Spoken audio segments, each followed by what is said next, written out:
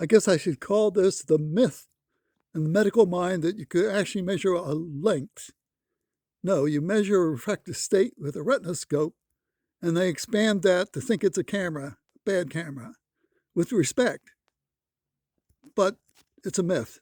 Anyway, here for the record is what they have to say. So I'm Huy Tran from Vietnam, the practicing ophthalmologist in Ho Chi Minh City, Vietnam.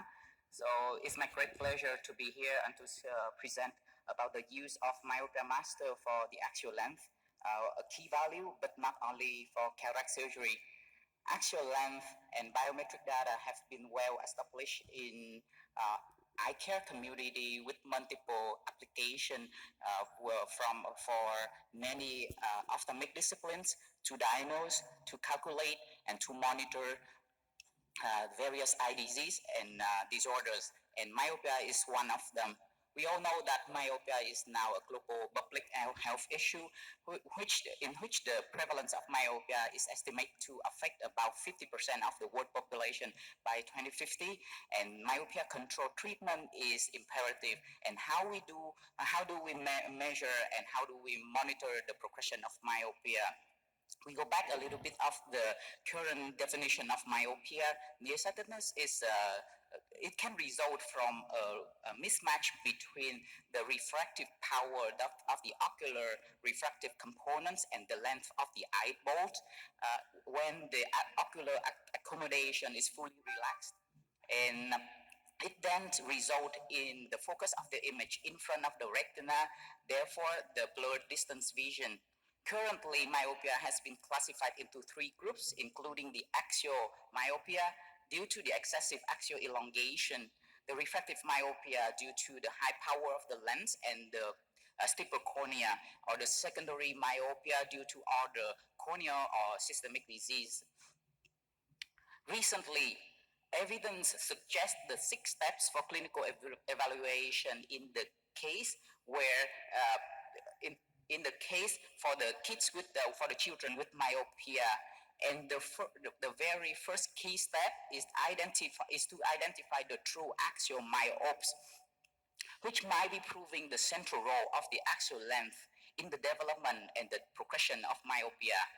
Another reason is that excessive axial elongation has been proven to be highly associated with a higher risk of myopia, with a higher risk of visual impairment in later phase of their life.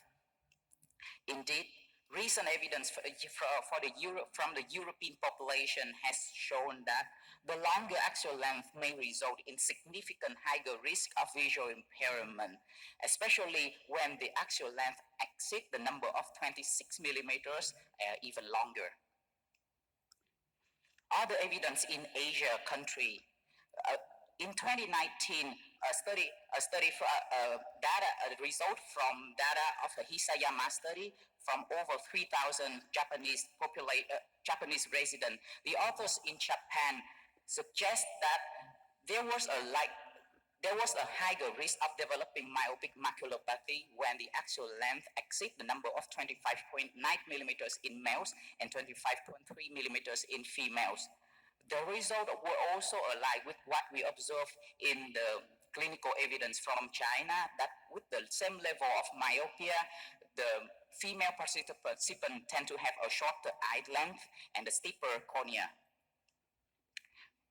Myopia has been worldwide accepted to be monitored, and to be diagnosed with the change in spherical equivalent.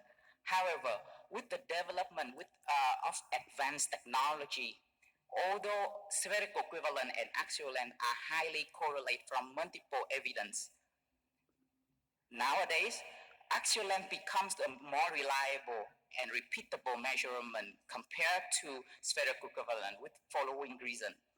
First, the stretching of the eyeball and the axial elongation are the nature of myopia.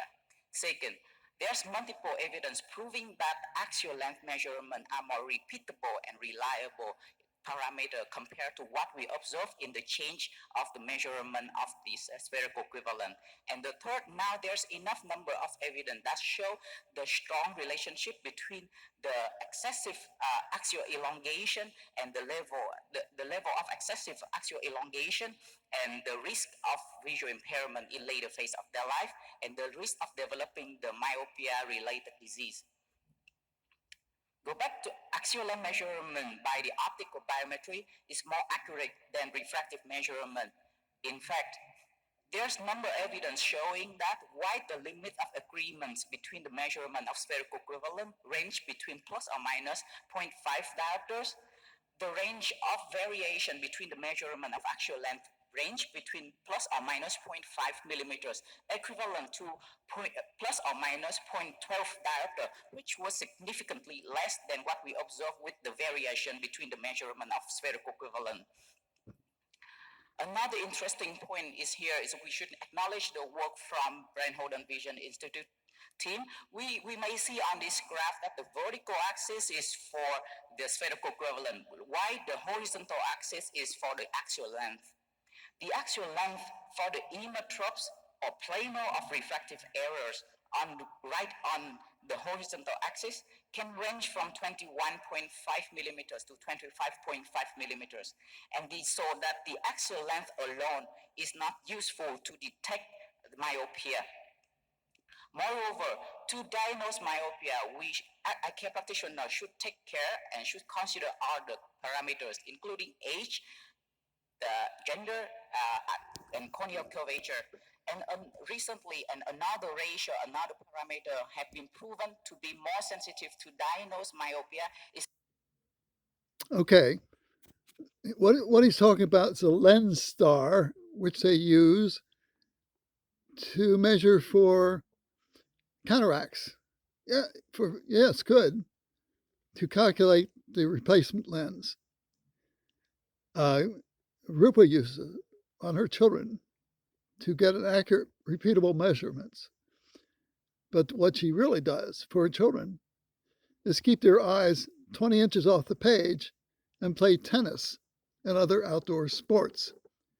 None of the nose on the page type reading, which you see massive number of kids do, and that almost certainly is responsible for a negative refractive state for the completely normal eye. But of course, they don't address that question at all.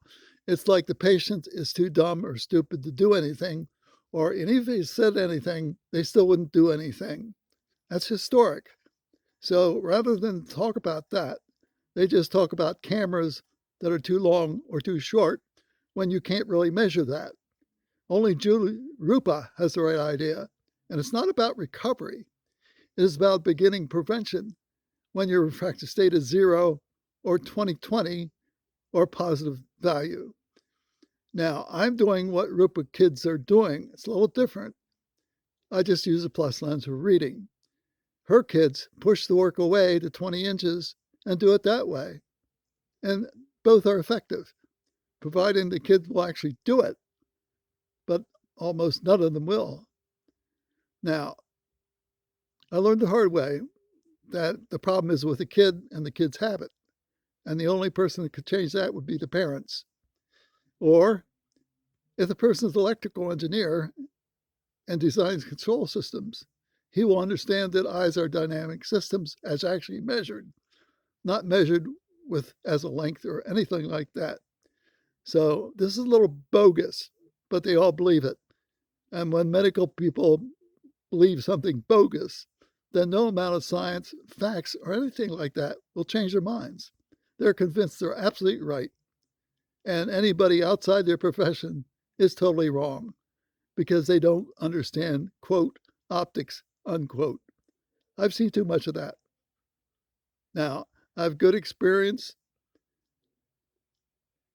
with prevention when I was at 2050 because I figured that I have to take care of it myself by making accurate refractive measurements and confirming it the traditional way, objectively, with my own Snellen test lenses. It's very slow to go from 2050 to 2020 and keep it there. but that's a price you pay to keep your 2020. Add your own commentary. I think this is about 18 minutes. Listen to the whole thing if you can. But there's no way that they're ever going to help you. Even ophthalmologists have no interest. If they're slightly negative, all they say is bad heredity and we can't do anything about it. That's the most honest thing you'll ever get from an ophthalmologist if you ask them.